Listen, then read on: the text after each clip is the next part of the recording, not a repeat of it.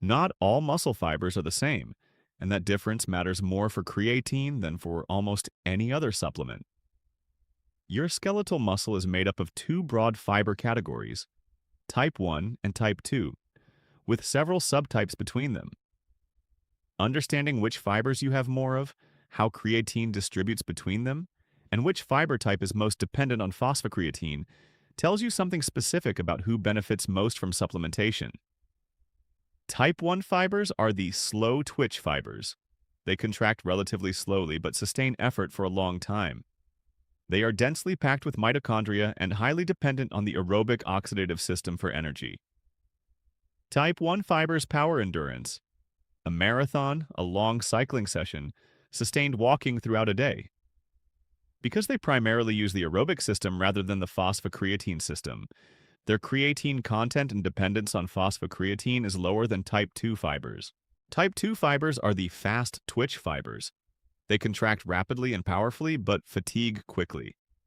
They contain fewer mitochondria and are far more dependent on the phosphocreatine system and glycolytic system for energy. Type 2 fibers are the key players in strength, power, and speed. Heavy lifting, sprinting, jumping, throwing. They're also where most of your muscle creatine is stored, and where phosphocreatine plays the most decisive role in limiting or enabling performance. Muscle biopsy studies consistently show that creatine supplementation increases creatine content in both fiber types. But type 2 fibers show a proportionally larger absolute increase because they start with higher baseline creatine content and have greater storage capacity. This has direct implications for who benefits most. Athletes whose sport relies heavily on type 2 fiber recruitment. Powerlifters, sprinters, Olympic weightlifters, team sport players who sprint and jump repeatedly are recruiting the fibers most dependent on phosphocreatine.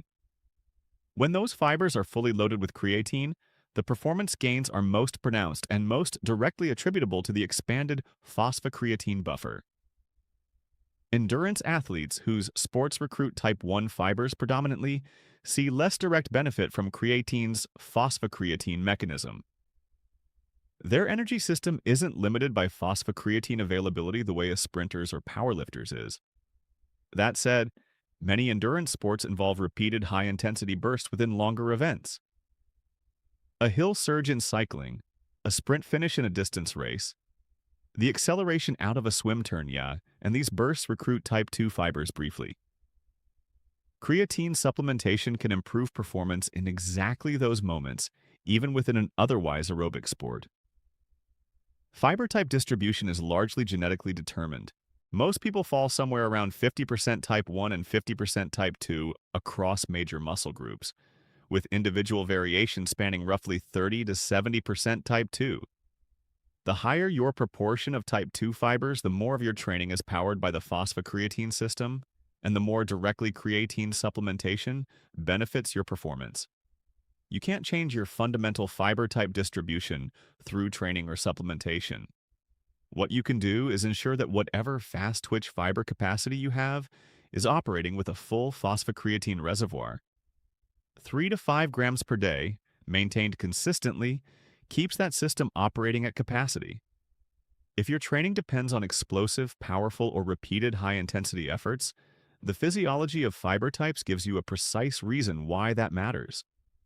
There's a practical implication of fiber type distribution that's worth sitting with for a moment. Most people who describe feeling a strong creatine response, clear improvements in reps, better sprint recovery, noticeably fuller muscles, tend to be individuals who train in ways that heavily recruit type 2 fibers. Conversely, the individuals who report feeling little benefit from creatine often turn out to be those whose primary training is aerobic or low intensity, where type 1 fibers dominate. Neither group is wrong about their experience. They're experiencing the predictable outcome of creatine's mechanism applied to their specific energy system demands. This is also why creatine's benefit in sport is not uniform across all sports. A powerlifter competing in 2-second maximal efforts experiences creatine very differently from a triathlete whose sport is 3 to 12 hours of predominantly aerobic output. Both can benefit, but the mechanisms and magnitudes differ. That's not a flaw in the supplement. It's the mechanism being honest about who it helps most.